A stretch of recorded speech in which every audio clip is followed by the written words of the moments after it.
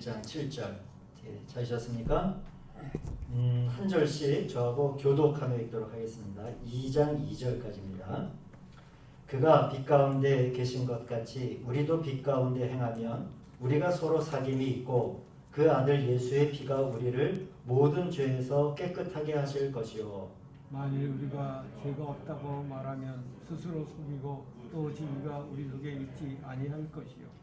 만일 우리가 우리 죄를 자백하면 그는 미쁘시고 의로우사 우리 죄를 사하시며 우리를 모든 불의에서 깨끗하게 하실 것이요. 만일 우리가 범죄하지 아니하였거나 하나님을 거짓말하는 이로 만드는 것이니 또한 그의 말씀이 우리 속에 있지 아니하니라.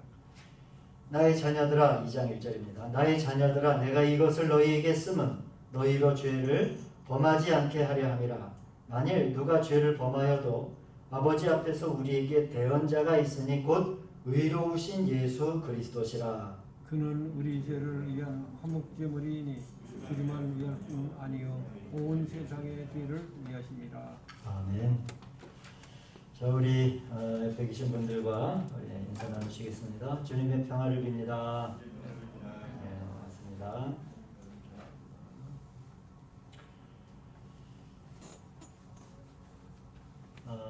우리 지난주에 구원받은 후 이 죄의 문제가 어떻게 되는가라고 하는 말씀을 우리가 나누었죠. 그래서 우리 갈라디아서 6장 16절에 형제들아 사람이 만일 무슨 범죄한 일이 드러나거든 이라든지 오늘 8절에 보듯이 만일 우리가 죄가 없다고 말하면 스스로 속이는 일이 된다 하는 식으로 우리 형제들 또 우리가 구원받은 후에 우리가 어떠한 죄의 모양들을 갖게 될 때 이제 어떠한 말하자면 구원받은 사람이 범죄를 하면 여전히 멸망의 자식이 되는가 아니면 구원이 취소가 되는가 라고 하는 이 문제 가운데 우리가 분명히 기억해야 할 것은 제가 요한복음 10장의 말씀을 여러분들에게 주었습니다.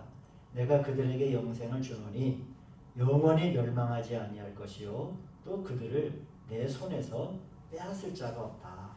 이 주님이 우리 구원받은 이 우리를 주님의 손에서 빼앗을 자가 없다라고 하는 말씀 한마디를 분명히 기억하면 구원받은 뒤에 우리가 행여 죄의 자리에 있다 하더라도 멸망의 자리로 우리가 옮긴다든지 또 그 구원이 취소되는 것은 아니다라고 하는 것을 이제 우리가 먼저 머리로 알아야 될 것 같아요.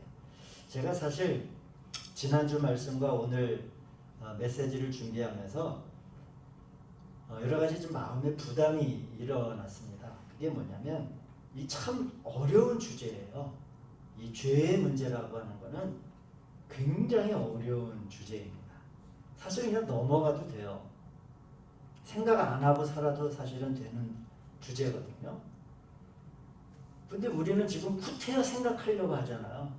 찾아내려고 하고 발견하려고 해도 온갖 이 세상의 사람들은 죄에 대한 아무런 특별히 내가 우리나라 법률에 어긋나는 죄를 짓지 않는 한 자기가 죄인이라고 하는 의식을 가지고 사는 사람들을 여러분 만나보셨습니까? 거의 없어요.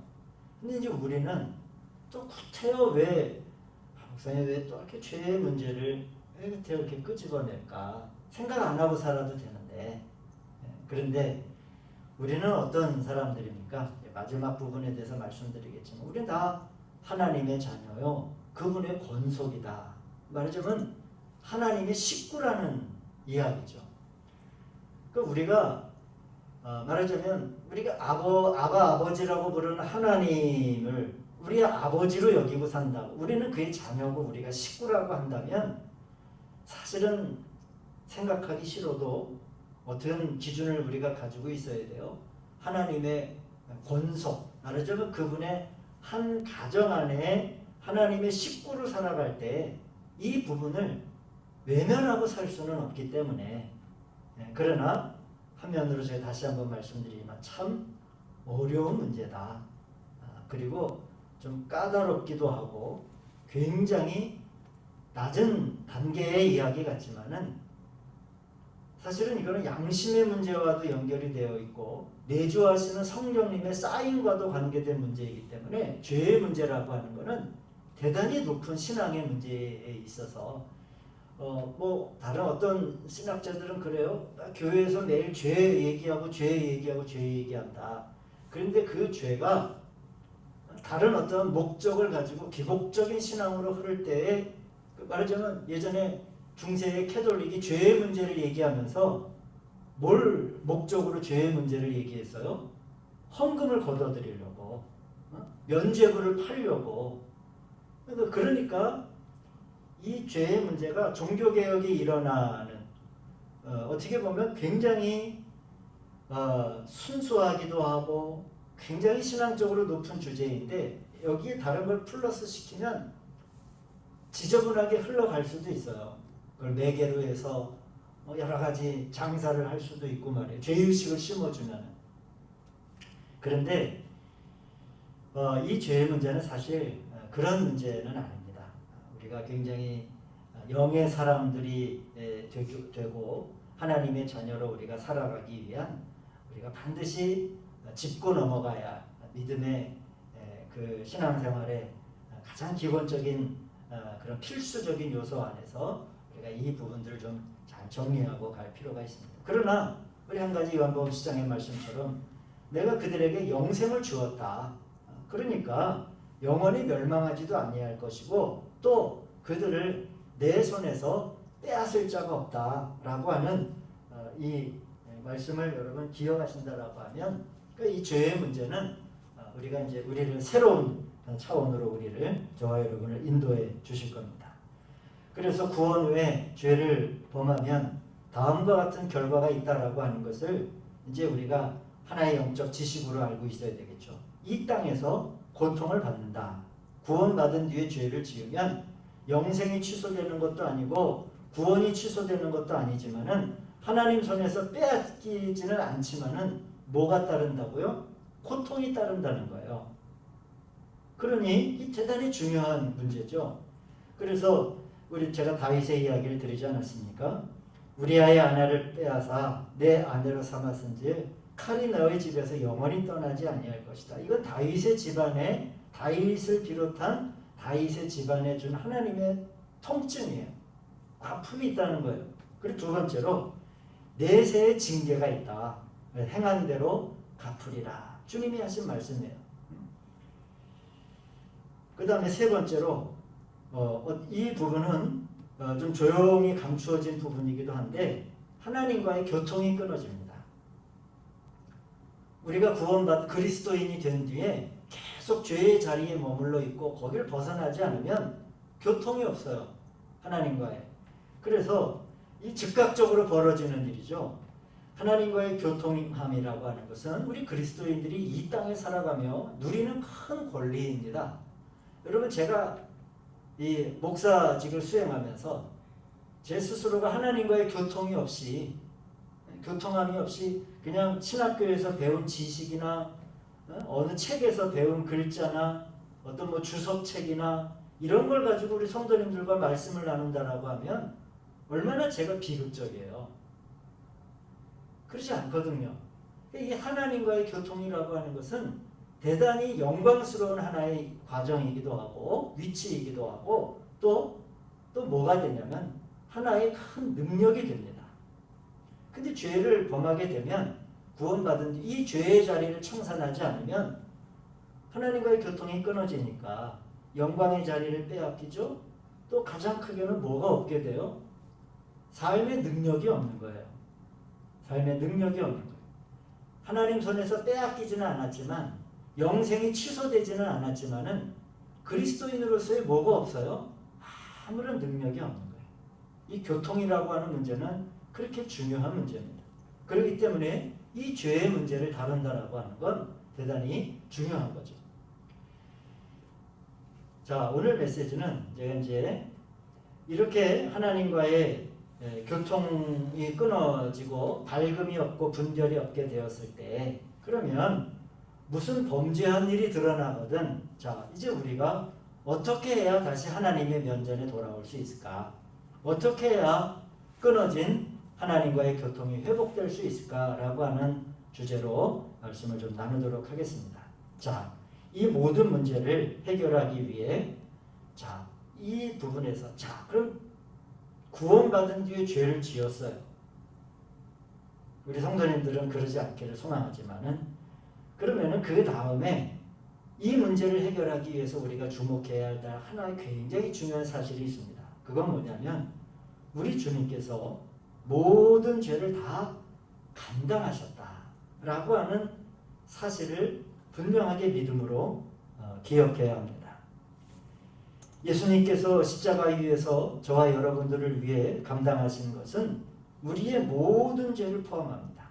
현재 육신 안에 있는 그런 죄는 물론이고 우리의 근원적인 죄 그리고 여러 죄들의 문제를 다 십자가 위에서 다 감당하셨다라고 하는 거예요. 우리가 주님을 믿은 그날 하나님께서 우리 가운데 빛비춤을 주시고 우리를 비춰주실 때 우리가 느끼게 되는 이제 하나님의 빛이 우리 가운데 있으면서 자기의 인생을 돌아보게 되고 자기의 삶의 본질을 우리가 스스로 보게 됩니다. 아, 내가 이런 사람이었구나.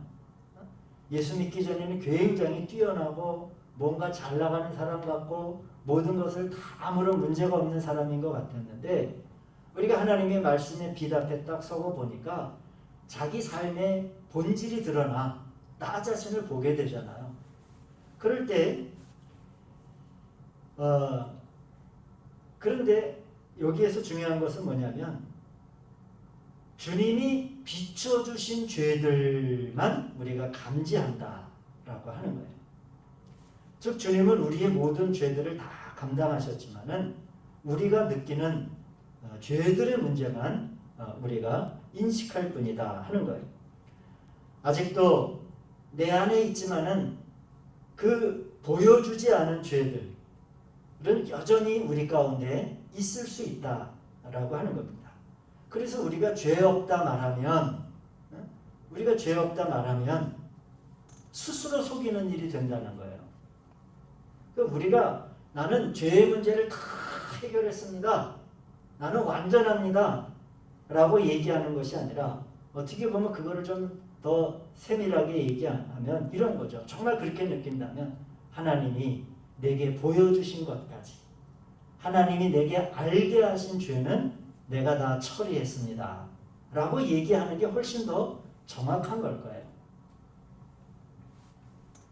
왜 그럼 하나님이 저 근원에 있는 것까지 한꺼번에 다 안 보여주실까요? 그거는 잘 모르겠어요. 제가 짐작컨대 과연 우리가 그것을 스스로 감당할 수 있을까라고 하는 제 생각은 있지만 결국 우리가 느끼는 죄들의 문제만 그러니까 예수님께서 우리의 모든 죄를 다 감당하셨지만은 우리가 느끼는 죄들의 문제만 보여주신 것만 우리가 인식할 뿐이에요. 아직도 내 안에 있지만은 보여주지 않는 부분은 여전히 있을 수 있다. 그래서 두 가지를 여러분 기억하셔야 됩니다. 자, 우리가 범죄하면 우리가 어떻게 하나님의 면전으로 다시 돌아설 수 있을까? 어떻게 교통을 회복할 수 있을까? 할 때 첫째, 그래, 주님이 나의 모든 죄를 감당하셨다. 이 용서하심에 대한 일단 주님에 대한 믿음의 확신이 우리 가운데 있어야 됩니다. 그리고 두 번째, 그러나 내가 감지하는 것은 내가 느끼는 것은 주님이 감당하신 것보다 훨씬 더 작을 수 있다. 내가 가지고 있는 죄의 의식이라고 하는 것은 주님은 이미 다 감당하셨지만은 내가 느끼는 건 굉장히 작은 부분일 수도 있다라고 하는 거예요. 그래서 내가 감지하지 못하는 죄까지도 예수님의 구속 안에 포함되어 있음을 우리가 기억해야 됩니다.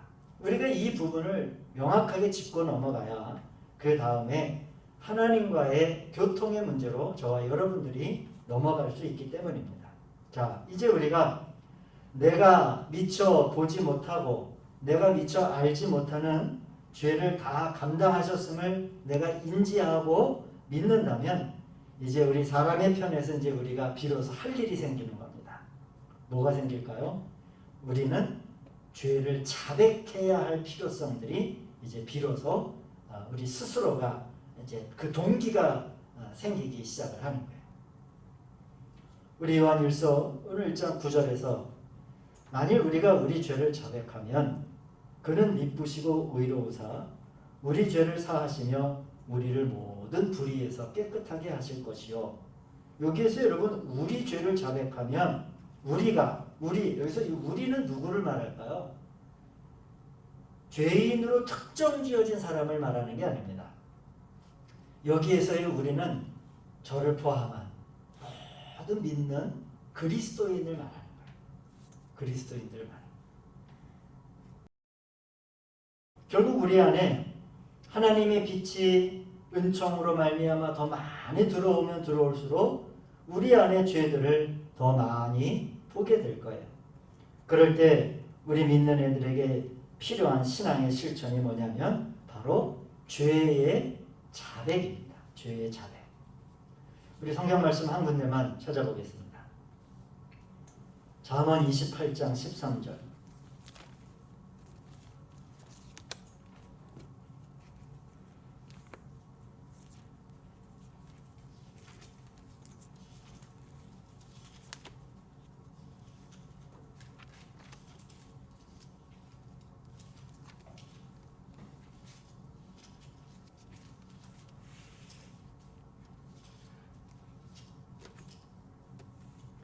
잠언 28장 13절 우리 함께 읽습니다.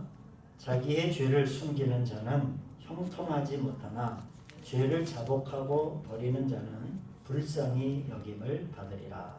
아멘.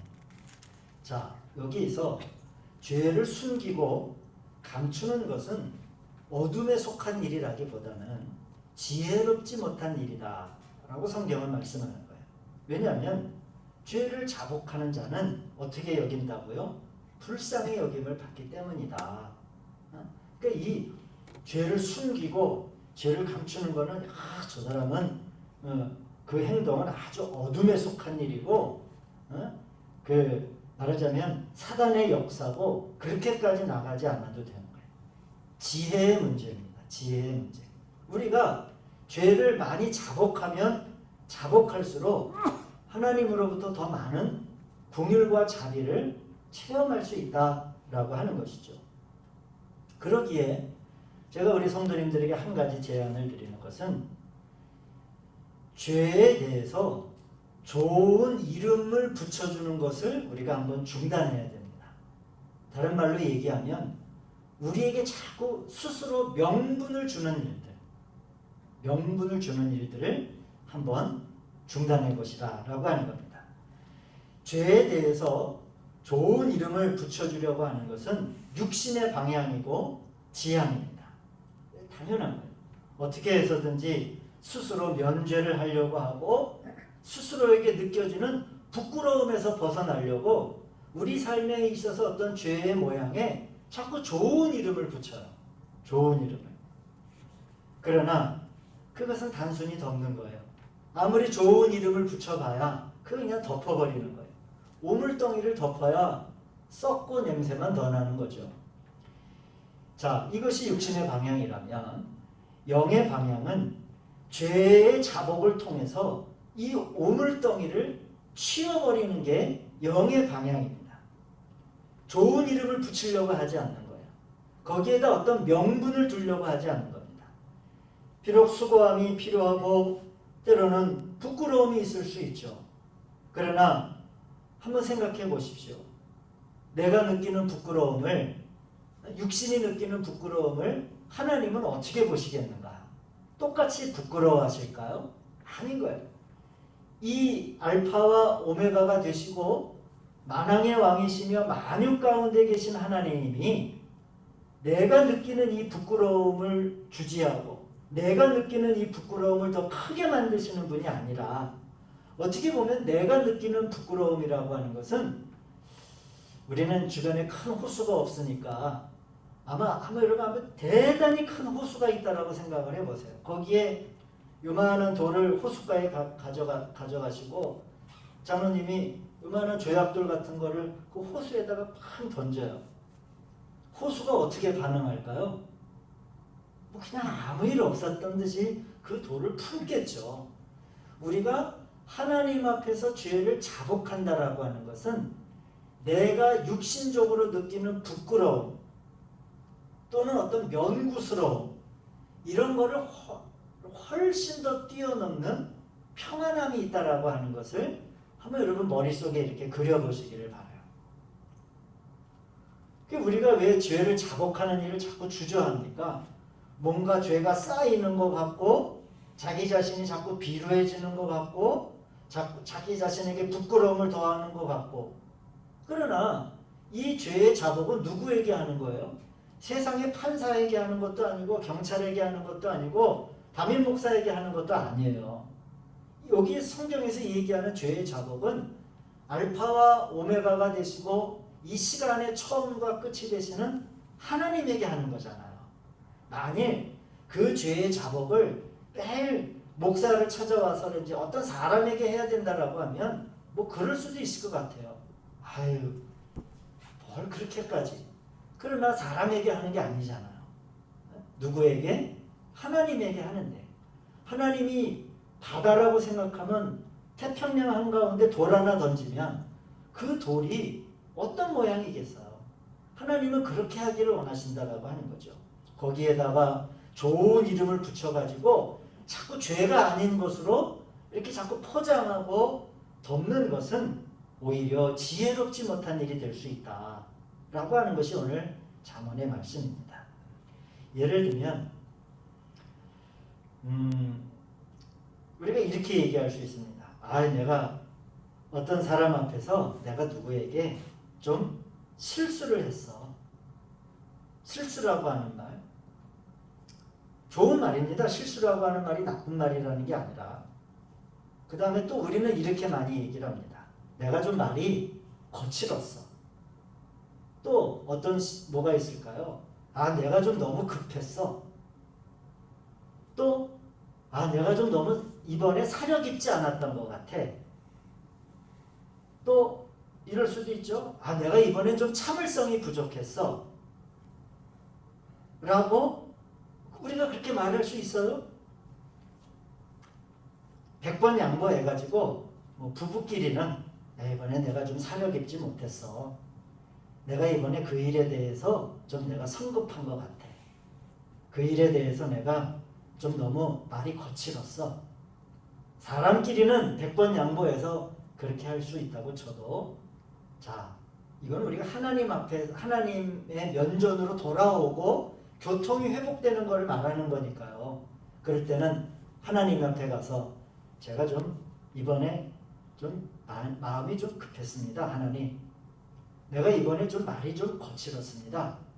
하나님, 내가 이번에 좀 실수를 했습니다. 라고 말하기보다는 어떻게 하려는 거예요? 성경의 안내는 제가 죄를 범했습니다. 라고 말하는 것이 하나님 앞에서는 훨씬 더 지혜로운 날이 된다는 거예요.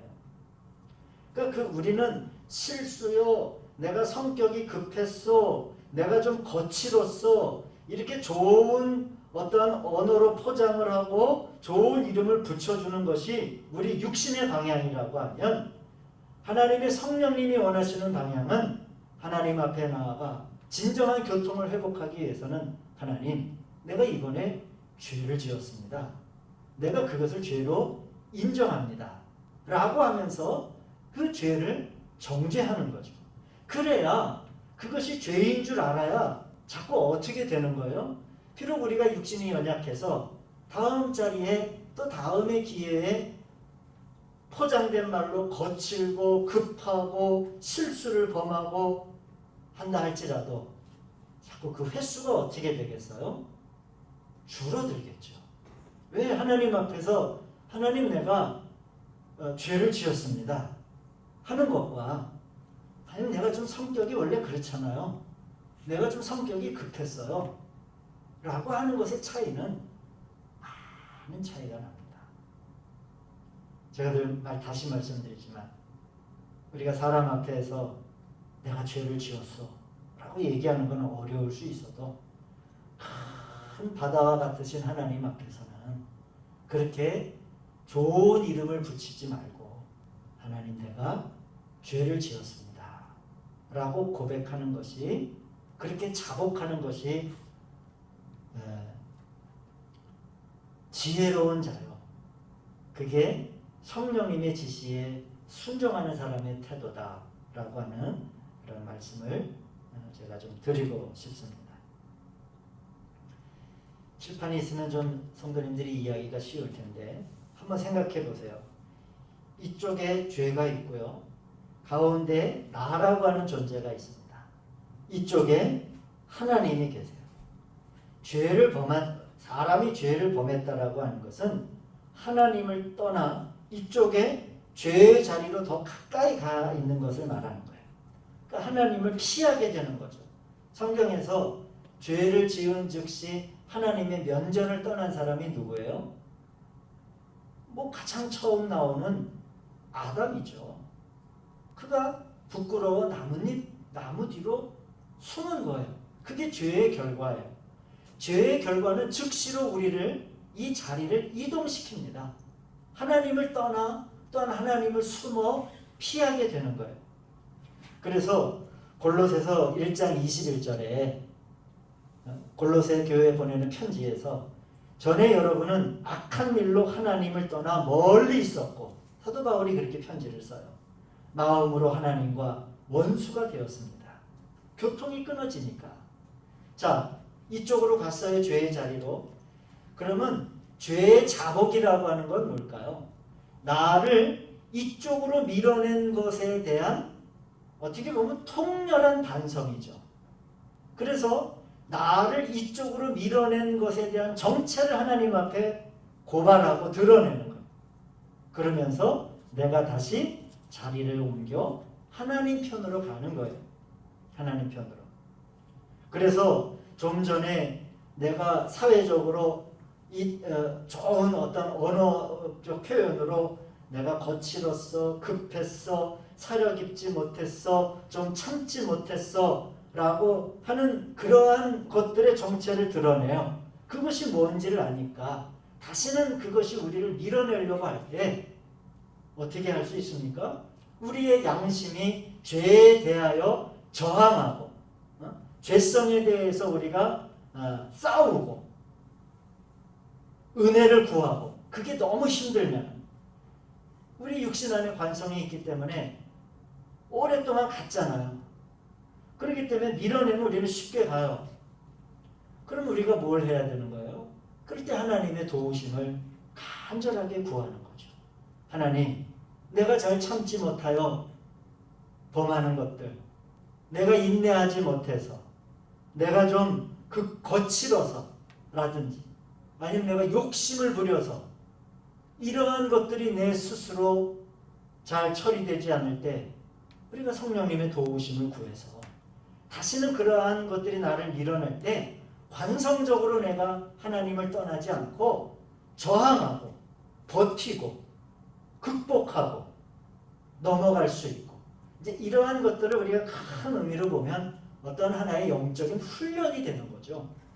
그래서 장성한 사람이 우리가 그렇게 되는 거예요. 훈련은 힘들어요. 그러나 그렇게 될 때 우리가 한 단계 더 장성하고 커나가는 그리스도인. 그래서 실수라고 얘기하는 거, 내 성격이라고 얘기하는 거, 어떤 혼적인 것들에 좋은 명예스러운 이름을 부여하지 않고 우리가 혼의 사람이 아니라 우리의 어떤 생각이나 어떤 의지나 나의 감정대로 이끌려가는 사람이 아니라, 여러분 그리스도인이 얼마나 감정대로 사는 사람들이 많아요. 그러면서 거기 굉장히 관대하잖아요. 내가 원래 그래. 나는 원래 그런 사람이야. 나는 한번 마음 돌아서는 나는 절대로 안 돌아서. 우리 그리스도인들이 이런 얘기 너무 쉽게 많이 할 수 있거든요. 그러나 사실 그게 성경적으로 보면 넘어서는 이야기들이 얼마나 많은데. 자, 그 다음에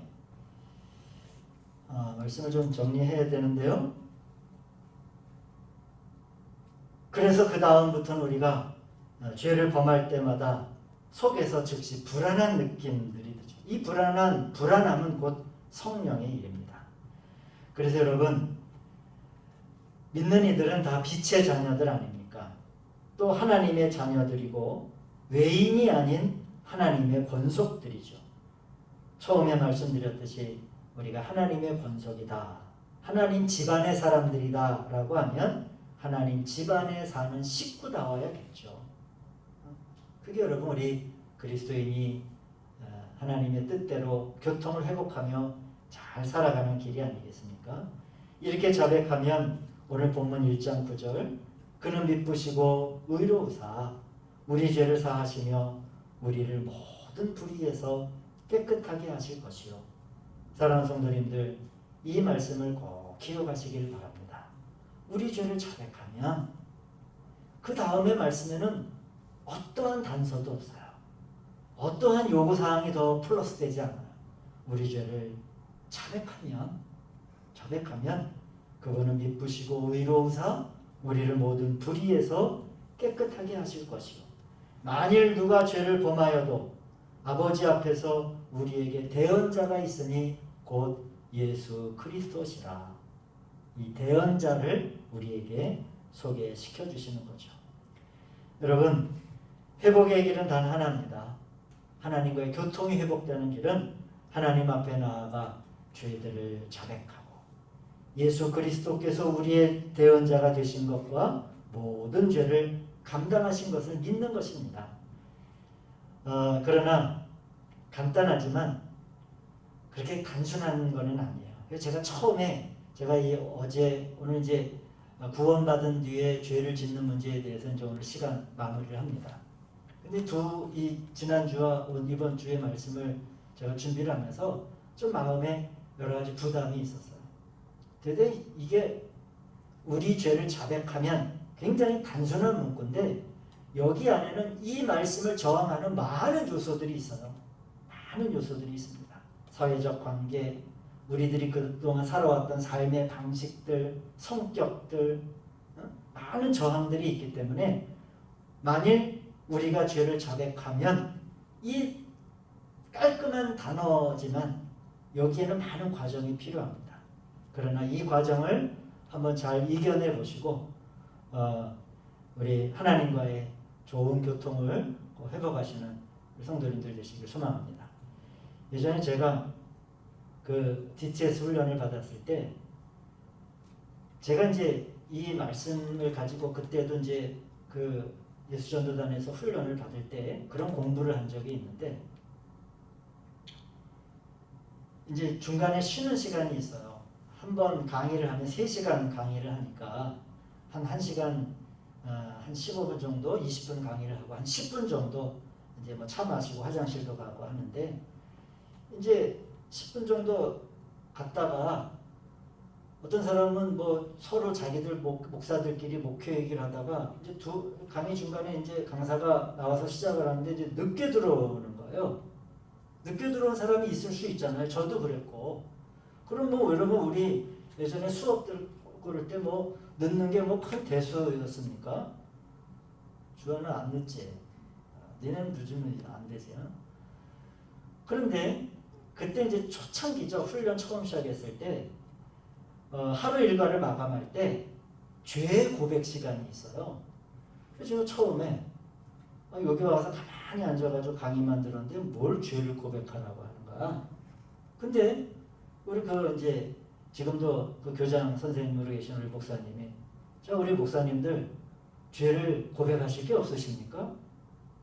이제 이러는 거예요. 근데 이제 그 간사들은 한번 훈련을 받았던 사람들이잖아. 그러니까 어느 이제 우리를 돕는 간사 목사님이 딱 나가가지고 그런 얘기를 하는 거예요. 제가 오늘 강의 시간에 1분 늦게 들어온 죄를 자복합니다. 그게 왜 죄야? 실수지. 그런데 1분 늦게 들어온 것을 죄로 자복을 하는 거예요. 이제 이거 하나의 훈련이고 하나의 테스트니까 어떠한 면이 좀 포함되어 있기도 했겠지만 처음엔 제가 그게 좀 반감이 들더라고요. 그 다음에 다른 사람이 나와서 죄 자복을 하는데 내가 오늘 그 앞에 신발을 벗고 하는 강의실에 신을 신고 나갈 때 남의 신을 내가 찾습니다. 그 죄로 인정하고 자복합니다. 한두 주 정도는 진짜 너무 불편한 거예요. 이 사람들이 무슨 연극을 하나, 뭐 쇼를 하나. 그런데 중간쯤이 지나서 이제 제가 그게 무슨 의미인지 알겠더라고요. 이제 그거는 사람 앞에서 나와서 얘기하려고 하니까 저도 이제 개인적으로는 많이 불편했던 거죠. 그런 어떤 우리 훈련들, 제가 이제 사람 앞이 아니라 부부간도 아니고 우리 하나님 앞에서 우리 성도님들의 삶이 교통이 더 많이 풍성해지고 온전하게 회복되기 위해 이러한 미쁘시고 의로우사 우리를 돌보시는 그런 하나님을 향한 그런 참 좋은 신앙의 고백들이 훈련들이 많아지시기를 주님의 이름으로 축원드립니다. 기도하시겠습니다.